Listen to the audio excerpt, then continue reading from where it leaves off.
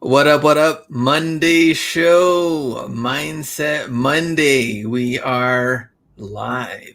Let me refresh. Make sure you can see us. Make sure you can hear us. And we are good to go. All right, let me see who's here in the chat. Wyatt. Eric watches YouTube. Browntown finds. Demand misinformation in hand. Miss Cam. Trackstar. Manny Fresh. Eddie. Giovanni. Josh Brown. Brian. He says, what up? Sourcing was terrible today. Brian, what did you find? Sue Huskins. Price Assassins. Austin. Lucky and Three Legs. Kevin. AN. One Kick Finder. Mason, what's good? Resell Freak. Hope everyone's doing great. Hustle Crow. And then we'll see who else comes in. So today, this morning, definitely a weird day. Just been kind of raining. We really don't get a lot of rain here. But I woke up, $200 sale on GOAT. I was like, okay, not bad. Making money in my sleep. Followed by $140 return on eBay. Hey, you're up 16 now. Oh, man. So I was like, you got to be kidding me here. But overall, how was your sales? I want to know in the chat. Summertime slowdown or summertime sadness? Man, Saturday was bad. Saturday was really bad. Only had $400. Saturday. Only? Yeah. Sunday it was okay. Today was actually a little bit better, but still overall it has been. Yeah, it was probably like one of the weakest weekend. You know, like the Friday, Saturday was kind of weird. It's one of those things that you just gotta do what you gotta do, and hopefully people aren't really going out to ball games and going to like theme parks and stuff like that. But it seems like everybody I know is or has been, doing a lot of outdoor activities. So that's definitely something to consider. Nate Ricks, what up? Xavier, Brian says he didn't pick anything up today. Chris, hello from Kentucky. Let me see. Eddie, iced coffee and Cinnabon or pizza for dinner? Go with the pizza. Mason, we love you. Eric, Goats, what's good? Let me see. Lucky and Three Lake sales are slow. Sales crazy this weekend. AK Rowdy, there we go. Oh, nice. There you go. Let me see. Slow weekend. Nate Rick, slow but picking up. Mark. Let me see. Saturday $250. Sunday $2K. Price Assassins. This guy ready to buy some vehicles. Ready to load up on some cars, some sports cars. Let me see. Sunday was nuts on eBay. Sales back to back. eBay bad, but GOAT's been all right. Mercari still dead. Eric watches YouTube. I see last week picked up, but still slow. One Kick Finder.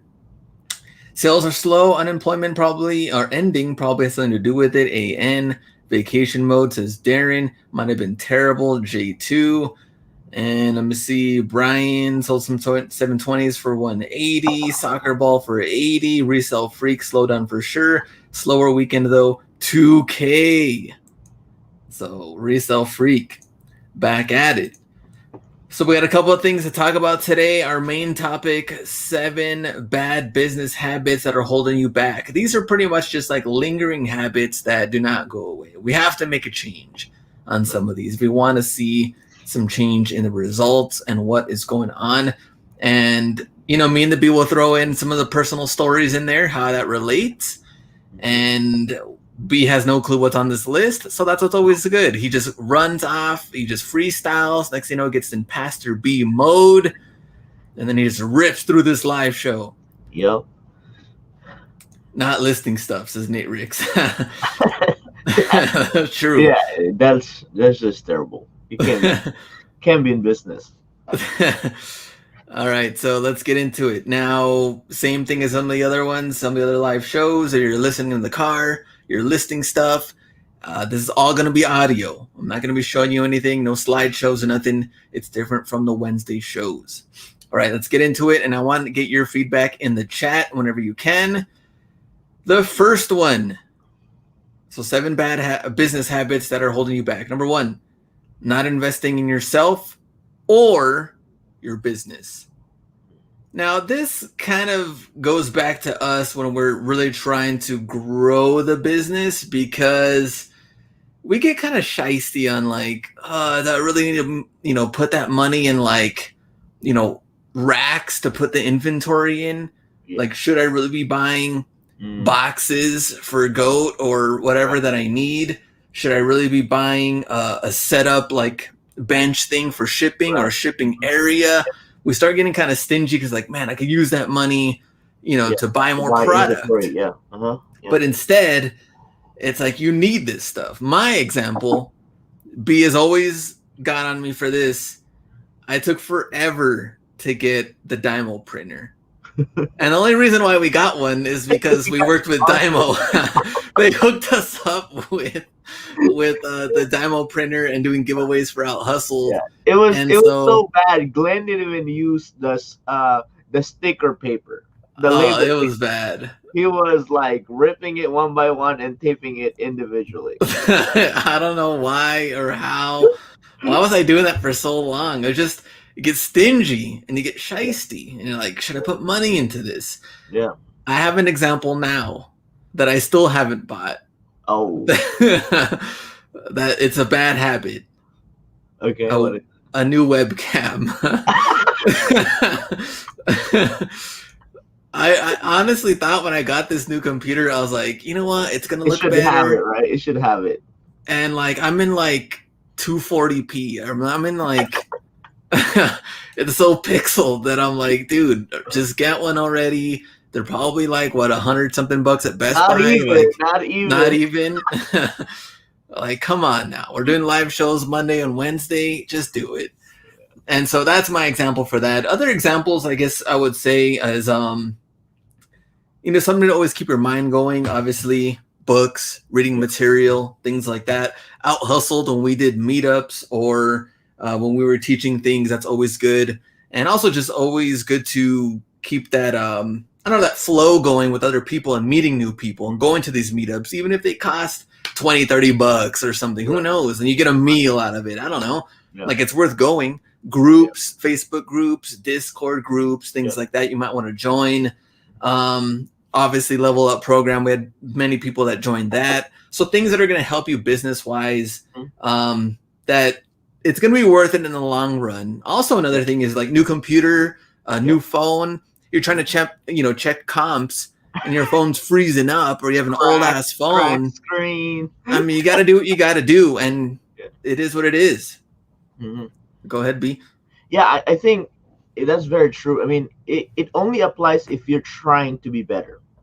If you're not trying to be better, don't change anything. Stay where you're at, right?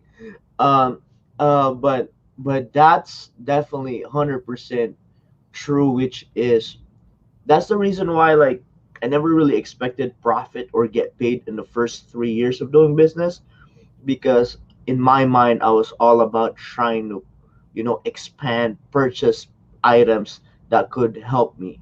It's at the end of the day, it's tools, right? You need to be equipped with better tools. The people that are getting paid more actually are getting paid more because they have better tools, right? So the perfect example, like, I go to a chiropractor. I was like, oh man, this chiropractor is cheaper than the one that I went to. But then I went through the whole system. They have an old kind of like table. They have an old X-ray machine, which is black and white. The other one was like pretty much like 3D. So I was like, okay, now I know why I'm paying so much more, because this dude invested more in tools. So it's the same thing with the business. You got to invest in racks, stations, tables. Finally got me a computer table 2 months ago, from jumping from a plastic table. So everything you have to think, you know if this is something that will help you grow and be better, and perform better, that's what you got to do. That's why the best athletes actually spend more money on training and their diet, hiring a chef, trying to make their lives easier. And that's what you got to do. Yeah, we should hire a chef. I will. That's definitely the goal. Like, I was like, that would be my ultimate goal, to hire a chef. I mean, Uh, Food prep is next, right? We've been trying dabbling at food prep, but chef would be bomb. Another example I would say is even, we're talking about price assassins getting cars, Yeah, but getting a car that's actually going to help you. Because so I used to drive a Dodge Challenger, and you can't fit anything in that. I struggled so much to take boxes to the post office, UPS. It was more engine than anything, and I couldn't fit any. And going to the outlet sucked too, because then you're picking up a different haul, and nothing fits in there. right. So definitely had to make a change, at least to where I can open up the back, put in bigger boxes, I can move stuff, because Yeah, that was bad. yeah. Let me go back to the chat and see. What do you guys use for StockX labels? Ink for regular printers are so expensive. So I actually, for my printer, I have I think it's a $69 printer that I just bought off Amazon. And then what you have to do is just find that number of ink and buy it off Amazon. Mm. So because the brand new ink, the Canon brand's like $69 or $80 for the set. Now I usually only buy black ink because I just usually just print my StockX label black and white. So I only pay like $20 for like 5 cartridges. So it's very cheap, and I don't go through it a lot. Yeah, Amazon replacement inks. Let's just type in your code, and then it would show there. Giovanni asked, any recommendations with a printer, Dymo or Rollo? So in the chat, you can answer that question. B, what do you think? A Rollo is actually a better printer because you can actually use the UPS labels Oh, okay. that you can get for free. Uh, Dymo, we have to buy the Dymo specific labels Mhm. because it has holes in them. You know how Yeah, the thing is kind of like hits that sensor, but Rollo you can use pretty much any generic label. It doesn't have to be specific. So yeah. Rollo definitely is better with saving on labels in the longer run. Diaper Fanatic, UPS free labels. Price Assassins Dymo works fine for me. Can you use thermal laser label printer through your phone? Certain printers have the Bluetooth capability. Um, but I know a college picker on his YouTube channel. You guys can check him out. He has reviews on thermal printers. I do believe the brother TD40 that Zapatos said has Bluetooth, Mm. but we mostly operate on computers, so we really hardly use it. Yep. All right. So nice little printer attack there. Any other questions? You can throw them in. Let's get to the second one. Second one is you need everything to be perfect. Oh, Now, you will falter, you will make mistakes. That's all part of the game. yeah, And, some people are waiting for like that perfect buy, yeah. that perfect find. Those are Mhm. the questions that I get a lot in the DMs. In case you guys are wondering why I'm not answering a lot of the DMs, it's because they're crowded with the other DMs that say, Hustler Hacks, should I buy this? So many people are just waiting. Oh, if Hustler Yeah, Hack said I should buy this, I'm definitely going to buy it. You have to try it for yourself. Not everything's going to be perfect to where, or what about the sellers that are like, I just want that find that's going to sell in like 2-3 days yeah, yeah. for the max ROI. Right. It's not going to happen. Not every find will do that. Yeah. And so another example trying to be perfect is on the YouTube side. I'd gotten different questions throughout the years. Hey, what camera do you use? What software do you use to edit? What should I do about starting? What do you think about this? What do you think about that? And at the time when I created the channel, I knew nothing was perfect. Even at the time that I was doing it, I mean, the name was different. I didn't show my face. I didn't talk. I just had to put something out there. Hmm. And you have to try something. You have to risk it all. And let's see what happens. And you slowly improve, see what's working, and make it right. And I don't know. There could have been, what if there was no hustler hacks during that time? Man. Never existed. Because I was like, you know what? I do not like how these videos are. I'm just Right. not going to do it. You're I like, mean, I'll tell you what's going to happen. We'd be killing it on fines because you wouldn't have told everybody about everything. yeah, you ruined the market. Yeah. All right, go ahead. No, I mean, Resale Freak brought up a good point there. Perfection can be an excuse. Uh, we all know perfection is really, it's attainable, but if you're telling me you're gonna start something fresh, perfection can be attained right off the gate. Yeah. And what you need to get going is to just start and not wait for perfection. And a lot of it is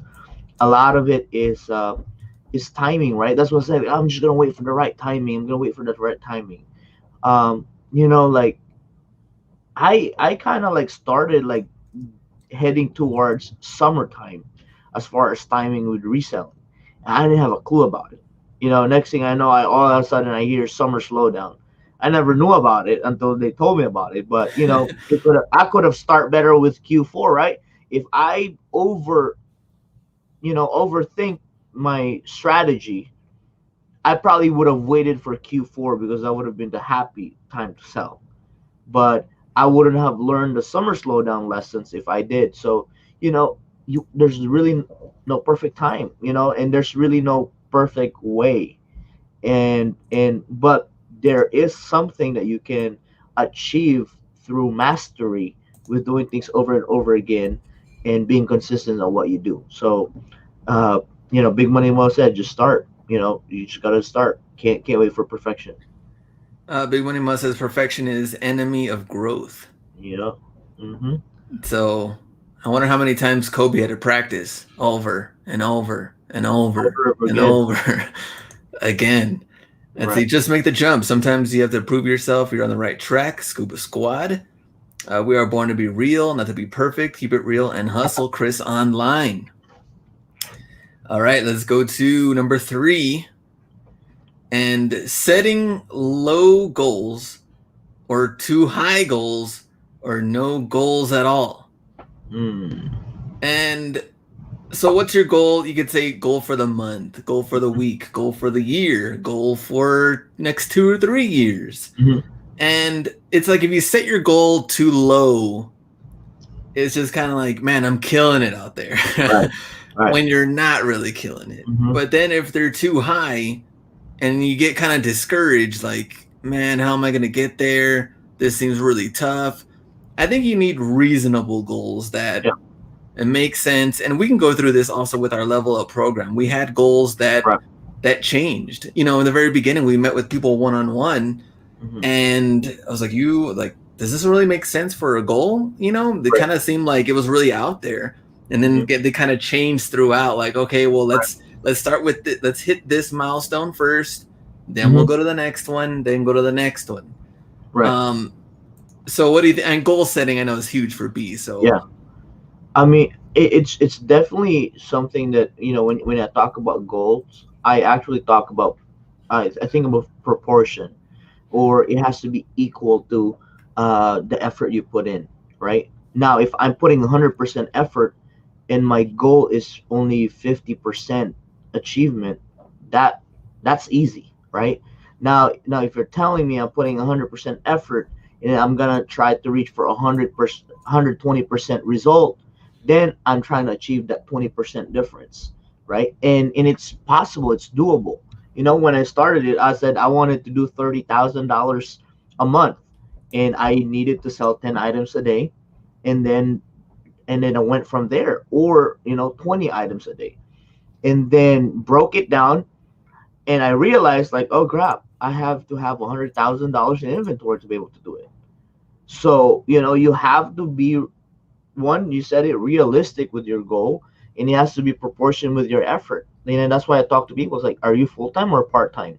Now, if you're part time, and you set the certain goals, like, that's possible, that's doable. You can pick 10 to 30 items a weekend, when you go out, or in between.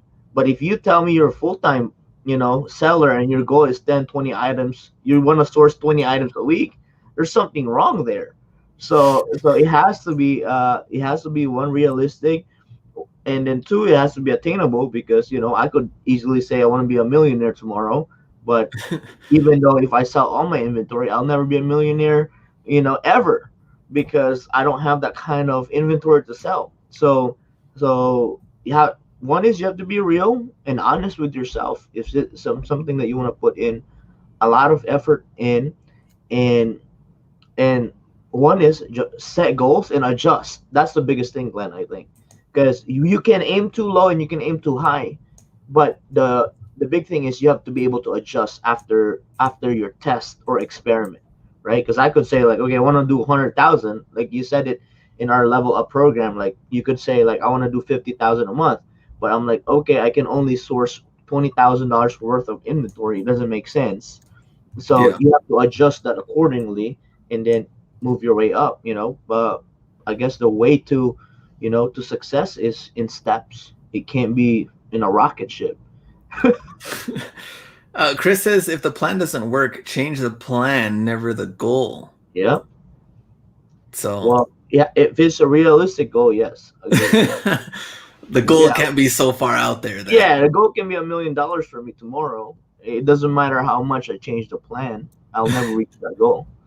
But Big agree. Money Mo says my goal was 30K for 60-day total, ended up doing 50K. So stop setting goals since then. So what's the long-term goal, Big Right. Money Mo? Yeah. I want to know. Where do you plan to hit? Where do you people always ask too, like where do you plan to be? What do they say, like 5 years from 5 years from now now. and 10 years from now? Mhm. I'm like, man, I don't know. We're just trying to take this. I can't. I can't tell you the answer, but a year. I think a year, 1 year, 2 year, 3 year. I can tell you the answer, but Yeah. 5 years. I think it's too far out. Yeah. So many things could happen. I mean, man, pandemic happened. What in the world? I It know. was the scariest time of our lives, but also the best performing year ever Yeah. for for us online sellers. So who knew we would have stimulus money? I know. Nobody heard of that. Big Money Mo, 1 million net worth in 5 years. Pretty Does good. that sound similar, B? 5 years net worth. Yeah, that's your assets and stuff like that. So couple houses and couple $100,000 in cash and investments. That sounds realistic, right? If you put it Yes, into sir. perspective, big money most, net worth, you could have 300,000 in your stock investment, you know, about $500,000 in your home equity, and then you could have $200,000 in revolving cash. So there you go. You're $1 million net worth. B wants the 1 million cash, just a million Oh, in, and million then you're on cash. cruise control. Yeah, a million in revolving capital. That's what I I would say I set my goals high enough at the start of the year, enough to where I don't know how I can reach it. So it's exciting for me, resale freak. That is true. I mean, there's certain people that truly get excited with humongous goals, and if that's the thing that kind of like fires you up 100%. Last year my goal was 500,000, failed it by 30,000. So now I'm like, okay, I'm not adjusting it, but I want to get to 500K faster. I don't want to wait till December to hit it. So that's kind of like how I do it too, right? It's not humongous compared to what I did last year, but it's still a challenge because I've never hit it before. Yeah, very true. 1 million cash in Ross plastic bags. Astro drip. A million cash is like 40% tax bracket. Big money mo. Hey, I'll pay the tax as long as I'm there. My goal is to go full time, but this drought got me overthinking right now, says AN. Interesting. Right. So I think, well, the good thing is going through this kind of rougher time with sourcing and seeing what's out there is that you can master your craft in other ways as far as selling and organizing and things to do with your actual inventory you have right now. Mm-hmm. Meanwhile, you can also build capital in different ways, especially because you're still working. So I think you can kind of learn. You can learn from it from the outside and take that in. Mm-hmm. And when you do go full time, and something like this does happen again, which it will, you'll be ready.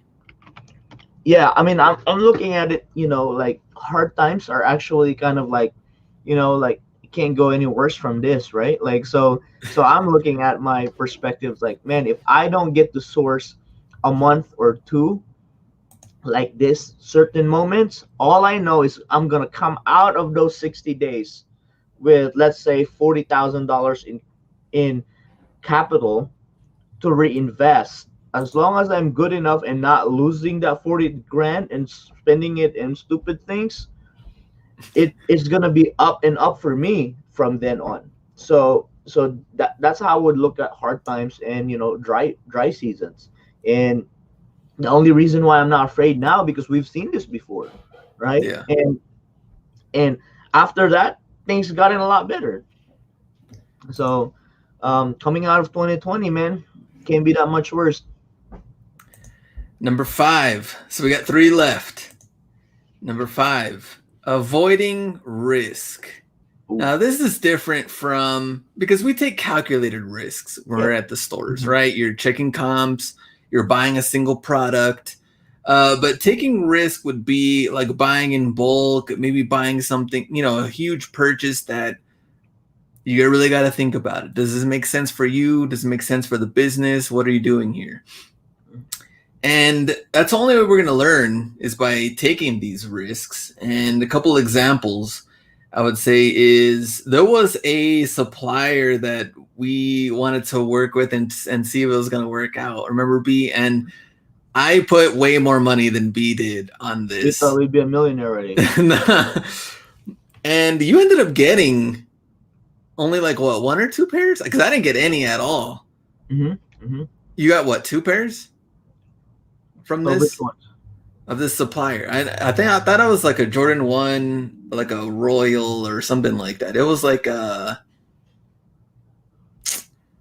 remember what shoe it was. But I mean, you ordered different I didn't get. amounts, but I think Mhm. only like a couple of pairs came in. None of them came in for me. I ended up having to go through this whole PayPal dispute to get Oh, thousands of yeah. dollars back. Yes, dude, that was scary. Yeah, that was scary. Because yeah, we did try it. Now I'm getting into it, and then I didn't have that much capital during that time, but I was like, forget it, I'll try it, right? And then I ordered some, and then some what came through, right? So it was like we had confidence that, okay, if he can fulfill one, he can fulfill 10, right? And then, well, Glenn took the risk and freaking ordered 50, right? So and then it's all started messing up, and then we had to go through the whole painful staking process of getting our money back.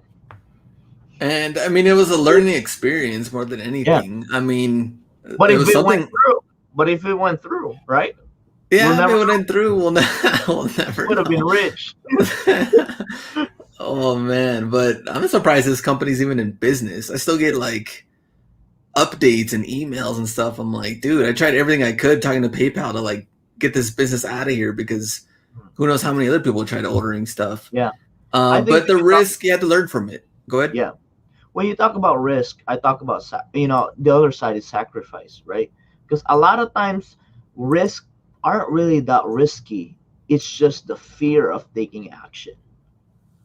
So for example, right, like moving into this house, for me, it felt like a risk, but really it wasn't a risk. It was just really a sacrifice of something that I was used to, right? Put Yeah. in perspective, I was paying $800 for an apartment. Now I'm doubling up to 1,600 to get a house. So that's a huge risk if I'm looking at it but at the end of the day, I can pay that 1,600. I just had to sacrifice that money. Instead of going somewhere, I had to put it on rent. So that's I think, like, we have to be sure if it's an actual risk, because like when what we did, it was risky, but at the end of the day, PayPal will always had our back, because we went through PayPal. We went through. It wasn't like we handed somebody cash. Now, if we handed somebody cash, that would have been really risky. But we went through a proper, payment processing system. We could always, get our money back at the end of the day. Nathan asked 800 a month. Yeah, that was my two-bedroom apartment. Josh Brown, does the name of the supplier start with a Z? No, No, but it ends this. with a Z. Don't be afraid of what can go wrong. Be excited of what can go right. What about other risks? Okay, so you must know when to risk and not to risk. Now, I Hmm. had this conversation with you yesterday because you were telling me, look, there's a lot of uncertainty right now, which is true. Hmm. Everything that's been going on, it's been weird with 2020 compared to 2021. Hmm. Now we're kind of seeing the after effects on that. But you're like, I'm fine on my end because I have a lot of inventory. I'm good to go, especially like throughout the year. And also in Q4 time, we're going to make the good money from that. For Hmm. me, I feel like I want to risk more. I want Right. to put more, I want to be more aggressive Right. than what I am right now. Last year, way more aggressive, which Hmm. was different because usually not supposed to from whatever the Right. pandemic was going on. But there was a lot of opportunities compared to this year. At least it feels like that. Right. But I'm trying to like risk more. Hmm. But as B was saying too, it's like we're like kind of like uncertainty right now. We kind of have to know when to kind of lay low a little bit, and then when the opportunity is there, then we'll strike. Hmm. What do you think? Yeah, 100%. I mean, like that feeling is, you kind of have like that gut feeling, right? And it's definitely something that people call it intuition, people call it experience, people call it just knowledge of the climate of the business. And at the end of the day, if we're playing the long game, right? If we plan of being here next year, Glenn, the next 6 months wouldn't be that long to be able to not be aggressive. I'm just looking at my journey. It's like, man, I was so aggressive first year. Second year, I was safe. Third year, I was aggressive. And then now, half of the year, I was aggressive. And then now we're like, think at the brink of like, okay, like maybe not too soon yet, right? So, I think it will come with, for me, it's definitely been experience, learning experience from everything. And at the end of the day, you know, in this business where we're doing, I've said it over and over again, I plan on being in this business in the long game. That's why 6 months is too short of a span compared to the next 20 years I want to be in. Very true. I just feel kind of like price assassins. Like I have capital, I have money. I know I can put it in. I can put it in this. I can put it in that. But I'm like, Yeah. should I? Should we hold off? What's going on? So we're gonna find out. Big Money Hey, who knows, Mo. it might change the next 15 days. That's true too.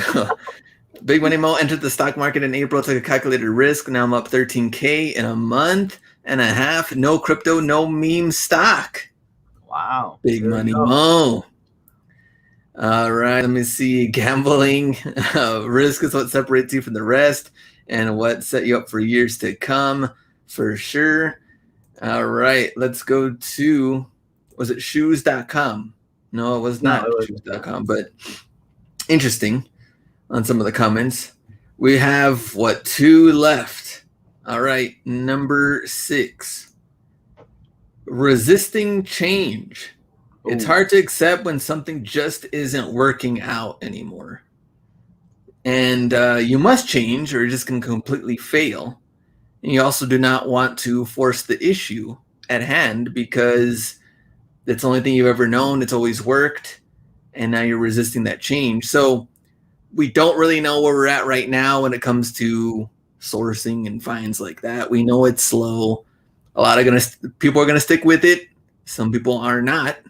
And Mhm. that's we're going to find out who sticks with it. But we also don't want to, if you're into something that's just not working out in the long term, you have to make that switch and pivot into something else that makes sense for you and your business, or maybe even for you and your family, maybe for you and time, uh, Mhm. job, part-time, full-time.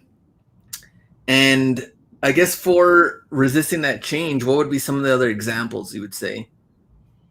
I would say, especially for, in as far as growth, right? One of the biggest change that I had to do was the sourcing patterns that I used to do. Like I was, you know, I named myself Hustle Bee because I really wanted to go to all stores, hustle from 8 to 12, in the morning and the night. And then it came to a point that I couldn't bring in more inventory, that, I was selling more than what I was bringing in. So the biggest change there was actually really for me to learn Nike outlets in the, Vans outlets, Converse outlets, stores that I could pull in more inventory from, right? So that was the biggest change for me. It's like, of course, I'd love to buy $20 cleats that I could flip for 80 to 120 all day long, but it will come to a point that you cannot buy 200 of them every week, right? There will be a limit. So as far as growth, that was the biggest thing, and I felt, it felt uncomfortable because now you're going with the bigger fishes. Mostly, most of them are sharks now at the outlets. Now they're like, now they know everybody. Now I'm like having to build new relationships. Now I'm having to kind of like, spend more money.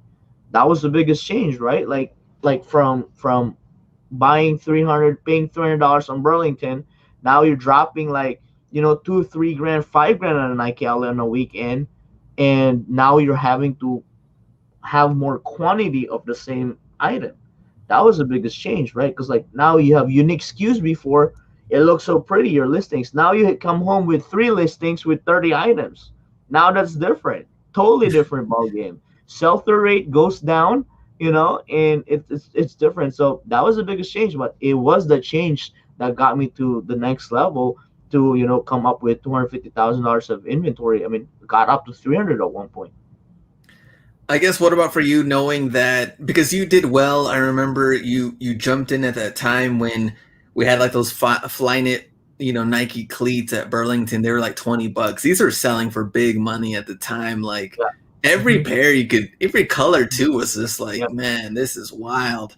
Yeah. And you had picked up like how many would you say during that span? It was like a good like 2-3 months of just Yeah, I was picking up 20 a day. I drove from here, Indiana, Chicago, and then went to Detroit, and then went down to Ohio, and even drove down to Tennessee, Kentucky, and Atlanta. yeah, So that was a change of going for one specific shoe. That's all I hunted for. That was wild, and that was changed too. Like we barely slept, but came home. We would come home with like 200 cleats at one point. The carbon vapor elites. Yeah, yeah. But at the same time, I think you also knew that it wasn't gonna last forever. yeah. It was definitely wasn't. It was, yeah. It was definitely like, I talking about change. I had to change my strategy at those for the 3 months. My strategy was like drop everything, do this first, and then we'll go back with the strategy that we had or recalculate again. Yeah. Activate hustle mode. What's up? Let me see. Do you think people resist change because it's easier to say no and remain in their comfort zone, and then to possibly be afraid of what others will say when they do? 100%, 100%. But throughout history, we've seen the companies that resisted change. You see Blockbuster, right? You see, I mean, Netflix Toys taking R over, Us. Toys R Us gone, right? Who was that? Was it Nokia that was offered X amount of $1 million to be bought out by a company? Oh, BlackBerry. It was BlackBerry, Mm, and then now they're worth nothing. They're only worth millions compared to worth billions before when they got offered the opportunity and change. They just didn't change. I mean, for example, PayPal. PayPal didn't change at all. Now all of a sudden, there's a million payment processing system, Cash App, true. Venmo, Zelle, everything. PayPal still asking so much fees. Now they're not the monster anymore that they used to. So, we have to change, and history is gonna repeat itself, and it's gonna keep, killing businesses that don't accept to change, especially small businesses. Yeah. In the comments, put as many stores or restaurants that you can remember that no longer exist. Yeah, Sears, IKEA, Radio David. Shack. Mm-hmm. Yeah. Let me see what are the ones that we have. We said Toys R Us. We said you said Blockbuster. Yeah. I'm trying to think. Redbox. Red- they might be next. Yeah. That's why PayPal owns Venmo, says Mark. Yeah. Oh, Circuit City. Forgot about Oh Circuit yeah. City. Fries. Fries, KB Toys. Mervin's. I hated going to Mervin's when I was Oh, little. what's that? Athlete's foot. Oh Right? yeah, and just They for feet. never had a website. That's why went extinct. Foot action. Just kidding. Foot action. They're next. Let me go back up to the chat and see. Big Money Mo, that's facts. I took the lockdown cash and went ham at the outlets. Now I'm the top dog buyer, and they treat you different. You spend thousands at these stores. Mm-hmm. And of course, building the relationships, everything like that. That's what Roy says. That's what I ask myself on buys. Will this be here in 3 months, 6 months to a year? So you got to go all in on all of that. Won't last. I think it's kind of funny though too, seeing some of the might have been flooded fines, during certain times. And we're leaving behind the Vapormax. We're leaving behind this. And Home during this pocket. time, man, a lot of these fines would come in handy. Yeah. Um, but going back to where were we on the resistant change, right? Forcing the issue is also we saw like you don't want to change things.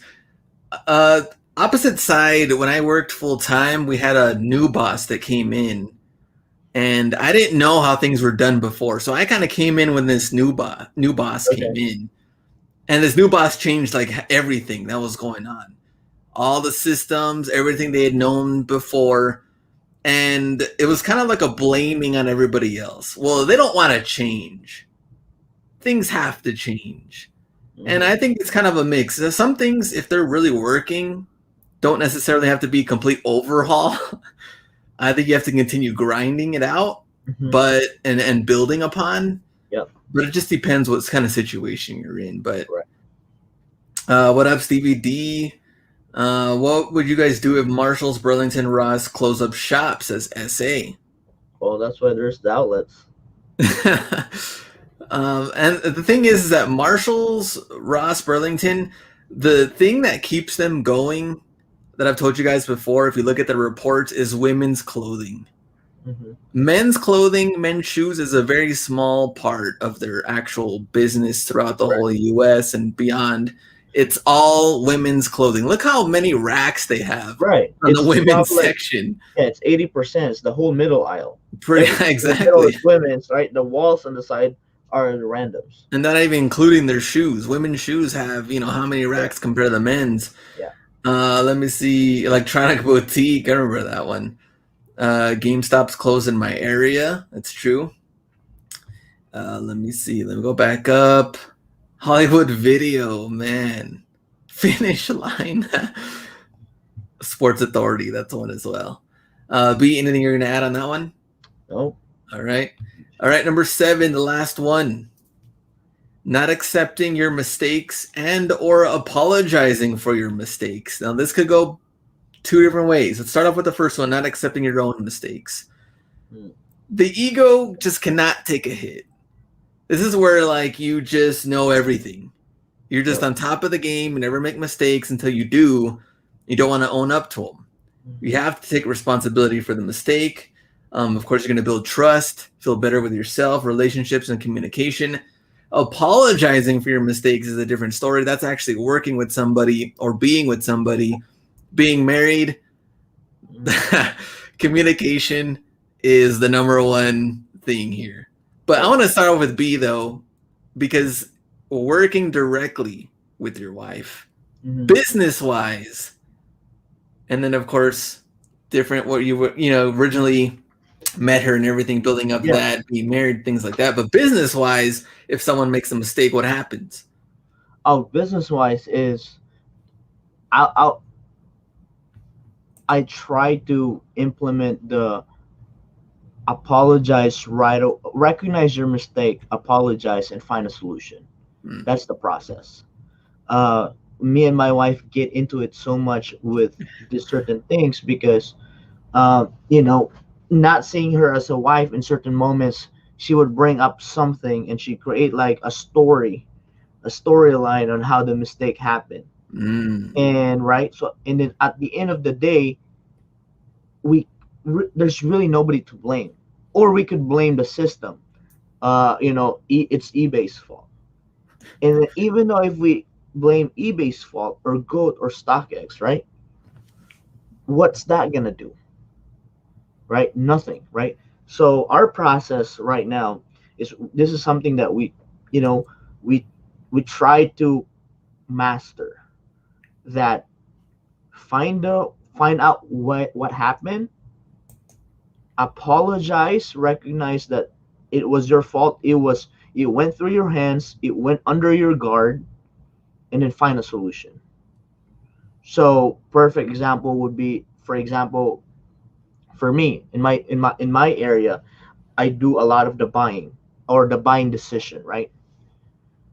I would buy, a whole lot of something, and then it comes in, and then it flops. Hmm.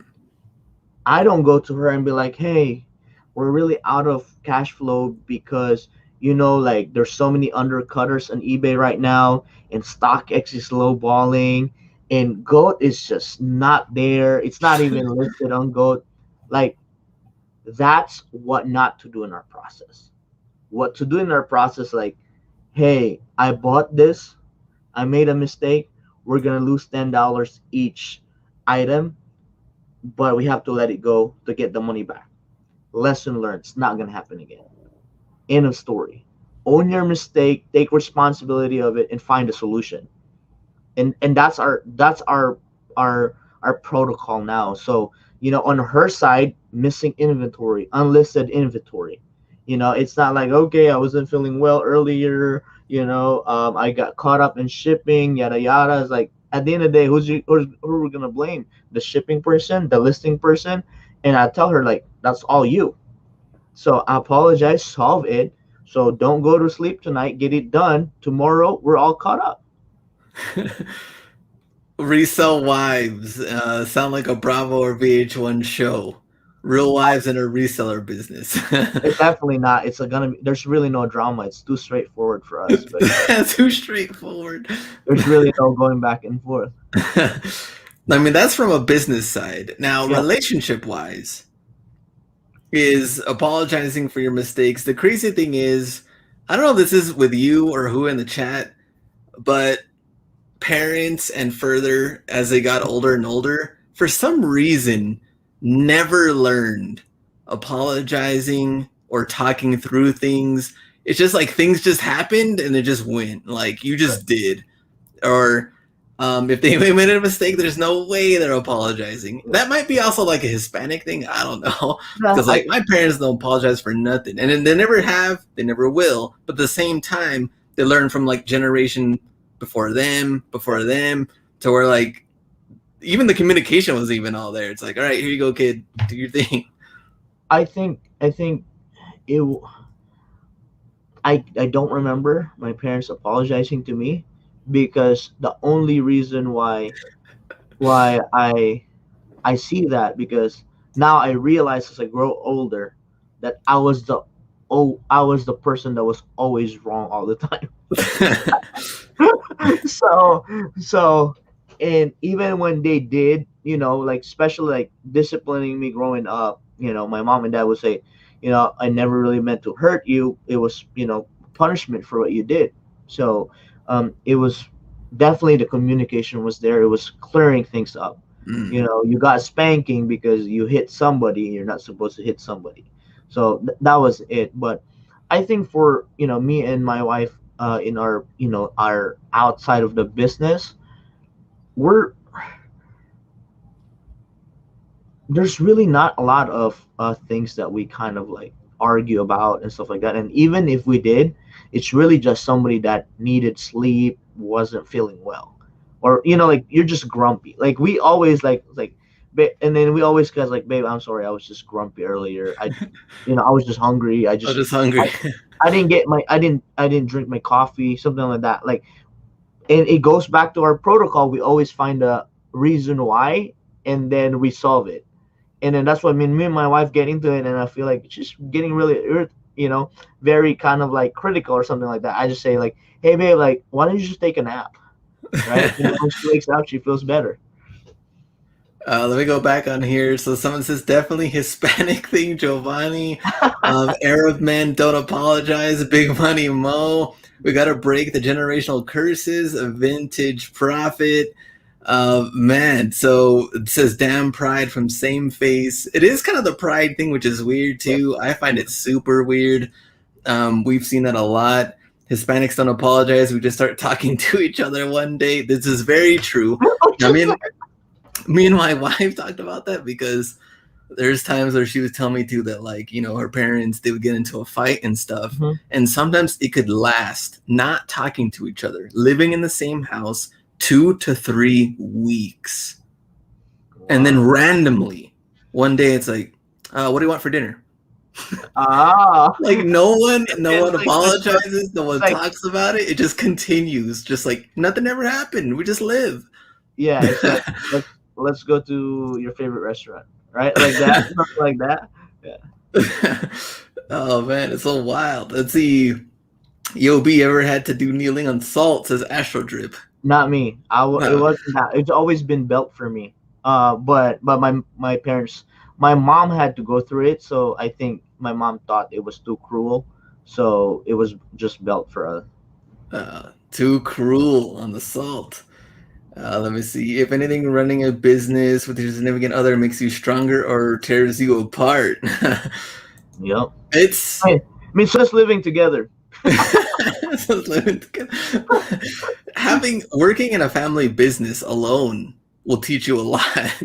Yeah. There's going to be, I mean, you see it all the time with family businesses that Mhm. people that don't get along, Yeah. people that end up taking money, stealing money, people that find success because they do get along. Mhm. You have to figure out the communication side. Yeah, it definitely goes two ways. It's either they, like I said, it's gonna, you're gonna be working together and you're gonna be successful together, or you're gonna grow apart so far away from each other's industry.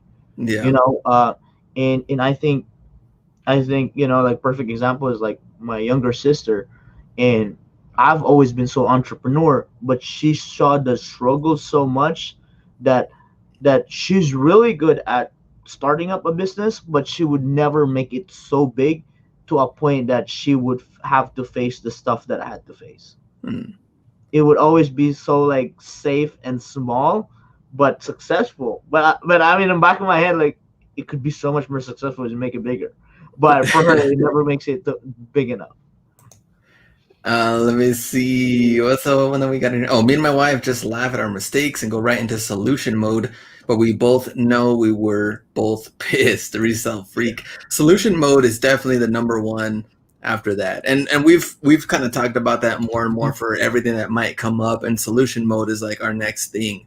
Yeah. Um, because what else can you do? And Yeah. and I've learned this throughout the thing, and also just going through the business side of it, solution wise. Same thing with the family business, but being married and us talking about it more and more, it was like she started to kind of catch on a little bit more. Oh yeah, Yeah. solution mode, and then to where it got that much easier. Yeah. But when I don't know, someone that hasn't really been, let's say, business wise, relationship wise, immediately goes to blame Yeah. or arguments or fights, and it's really going to Yeah. delay and distract everything else that's going on. Yeah, it's a waste of, I call it waste of time and waste of energy. That's why I always joke around my wife when she gets irritated and get mad at something, as like, why you're wasting your energy on that one. And if it's something that can you find a solution for that right now? If it's something that you can't, like, why waste your energy on that one?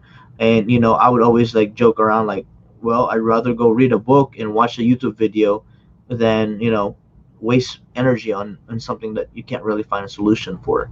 So it's definitely going to be a lifestyle, and it's something that will never stop, and as long as you're breathing, there's going to be problems, Yeah. right? Especially when you want to be successful,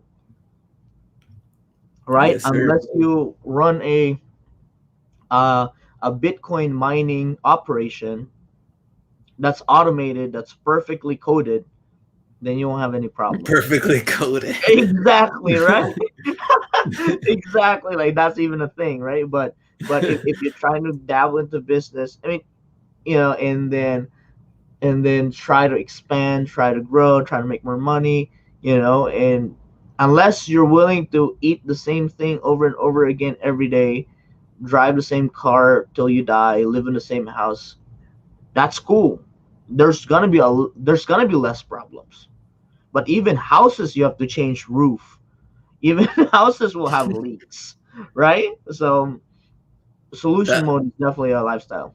that's what happened. The funny thing is you mentioned that. So when I first moved into the house, the Uh, second month, we never get hail here. And that random day, hail damage. uh, And then I just moved in too, and like I was like, you gotta be kidding me here. So whether you have money ready to go or not, and then to come look at it and do all that, it's like, what can you do? Solution mode, gotta get it fixed. yep. All right, in the chat, any questions, comments, anything you want to throw in before we go? Usually we run an hour, we're almost there, but anything you want to talk about doesn't have to necessarily be about this, sourcing wise, business wise, eBay, anything, throw it in there. Will there be a time when you have to stop buying inventory? A lot of inventory can sometimes bring problems in the home. I've had buddies that bring inventory in, and wives don't like it. You know why wives don't like it? Because when they bring it in, they don't even list it.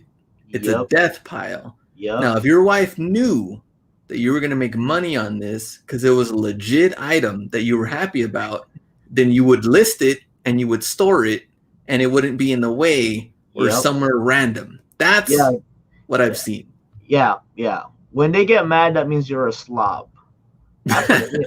If it's perfectly piled up, listed, and it's not dookie, if it's worth something, your wife will actually be helping you arrange them, put them to the right places because they're worth something.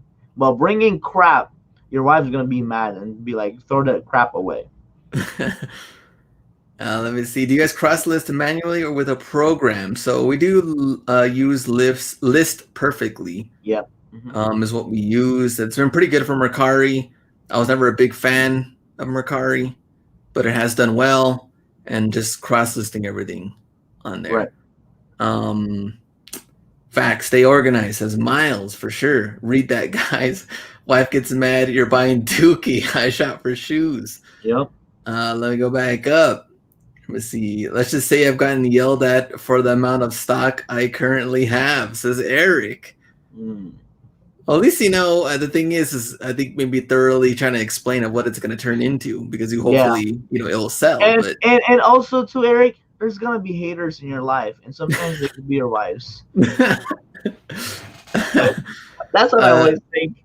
If you're doing everything in your control and they're still hating and still don't like it, I just chuck it like, yeah, they're just a hater. They're just a hater and prove them wrong. I've had some buddies that the wives weren't convinced until they saw the money coming in. Yeah, and they start stealing the money. It's like, oh, let me go to Ross with you to go source. Next thing you know, hey, can I get this stuff? Yeah. Purse, blouse, all this random stuff. Yeah. They were digging deep into the capital. I don't like that. Let me go back up. What do you do on eBay if you don't have a store but trying to go on vacation? Well, if it's too long, you definitely kind of like put it on vacation mode, shut it off, and then you can turn it back on. I think you can have a week handling time. You can extend your handling time to a week vacation mode, or you could have a 3 day handling time that gives you, those extra time. So, but if you want to shut it off, like, I've done it before when I went back to the Philippines, you can, definitely put it on vacation mode and pretty much hide your listing. Let me see. Let me go back up and see. Wife said I had to be more organized, and I was really happy with the clear bins in the garage. Nice. One click finder. There we go. That's why I always tell her when something sells, select goods. Yeah, kind of like what do you call that? What's that term? rub it in our face, right?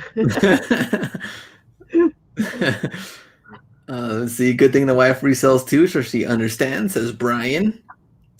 Do you guys use Poshmark? Why or why not, Antonio? We did before, but it's just never been like an interest, and you know, it doesn't bring me joy. Well, let's go back. So I've never sold anything on Poshmark. I don't have one, but I do know all the back end stuff that goes with it from taking questions and also what B also had. So I know you did have, I mean, you did have pretty good sales on there. Yeah. When When I so was what ended paying up stuff. happening? Mhm. I So actually haven't even asked you what happened with yeah, your Poshmark or yeah. anything. So when I cross the listed a lot, I did realize that a lot of the lower end items, I would say like the $30 to $70, that's the sweet spot for Poshmark. And then when I cross listed everything, um, I kind of just left it there. I would just we actually cross listed all our store at once prior to Q4. Then Q4 came, it got really hectic about taking down items at the same time because now we have to take it down from Poshmark, Go, Mercari, and StockX. So there was just a lot going on. So we decided it's like, okay, let's not cross list on Poshmark. And at the same time, my ASP goal was actually trying to bring it higher to 150, 180, and it didn't fit the Poshmark business model anymore. Mm, And then I studied the Poshmark sales that I did. I sold more under $50 items than over $100 items. So that's the reason why I don't cross list to Poshmark. And also too, there's just a big factor for the sharing portion. You have to do that. Although I don't do that, I'm a big believer. If you have a good product, it'll sell itself. But if it's under $50, there's just so many competition. So mm, I still sell, Poshmark. I would say I'd sell like about 1,500 a month on Poshmark with just what I had there, and I've mm, never listed anything since Q4 mm, last year. So it's definitely going to be an added extra work. So in lieu of that, we actually use Mercari more because I found that Glenn found more success there with him doing it. So now we just do mostly Mercari using List Perfectly because it's a lot easier to cross list using that tool, and then using Mercari as a clearance store as well. All my items that I want to get rid of, they tend to sell faster on Mercari. Yeah, Poshmark buyers are the biggest lowballers, says Select Goods. yeah, Vintage profit Poshmark fees are very high. that And is true. SA says Poshmark is an annoying platform. Yeah, yeah. I mean, they take 20%, so 20% on $100 item is $20, right? So that's pretty big. And also too, when eBay became anything over $100, no fees, why would you cross list in Poshmark? Yeah. You're definitely taking a lot less on Poshmark then. And if you overprice it to compensate the fees, it's not gonna sell. So not really good.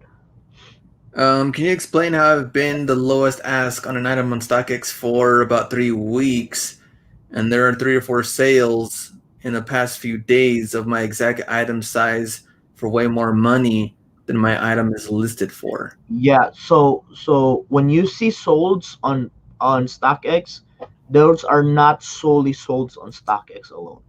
Those are pulled from multiple platforms. I do know they pull from eBay for sure. I think they pull Flight Club and some other platforms as far as solds. So the solds on StockX are not solely from StockX sales alone. So those other sales might have been from a different platform. Yeah, I was kind of confused by that for a good Yeah, while I too. When I know. first saw StockX, I was like, "What the Yeah, hell is this?" yeah. It's like how come Um, somebody said sold it for 800? Next thing you know, it's sold on Flight Club for 800, and everybody's selling it for 450. yeah. Stadium goods, yeah, stadium goods. There you go. Oh, okay, says Phil. Yeah. How do you feel about? Well, you know what? I think I've got another one before that one. Oh no. How do you feel about cross-listing apps like the Hemendak or something like that? Mm. I haven't Robbie. really had experience on any besides this perfectly. Searching for items to buy is annoying. You have to put Nike Air Max in the search. You get everything but what you're searching for, That is says true. Eddie. Yeah, yeah, that is true. Yeah, the sort feature of Poshmark is very wonky. That's why Mercari sorts a lot better. Clark Kent, $5 in the super chat. My man, appreciate that. So $5 super chat from Clark Kent. Day waste, much respect. Hustlers, thanks for that. Price Assassins, peace out, guys. Taking off. And anything else before we go? And before we get into the Wednesday show. I did work on a couple of other videos that I want to add on to the channel. I got to spend more time on the YouTube side. I know the business side, obviously Taking you so keep much doing it. You keep. Go ahead. taking so What? much brain juice from Glenn, the I business know. side. I know. Level up opening again, says Phil.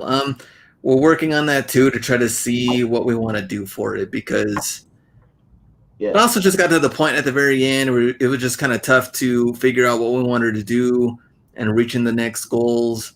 and how we want to kind of also approach Q3, Q4. So we're working on that. And not only that, but we do want to go somewhere for Out Hustled.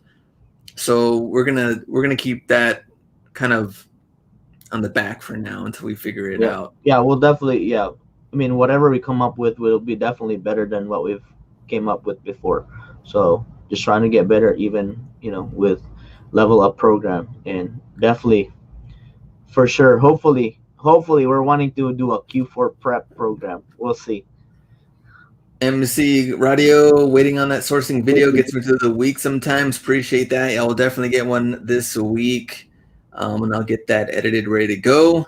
So we'll see you on Wednesday. Wednesday's live as normal. Tag me all the finds. I want to see what you picked up. And some people said Ross heating up some of the golf and jerseys, things like that. We'll look at them on Wednesday, and then Friday we'll get a video in. And that is it. We'll see you then. Go out and get it.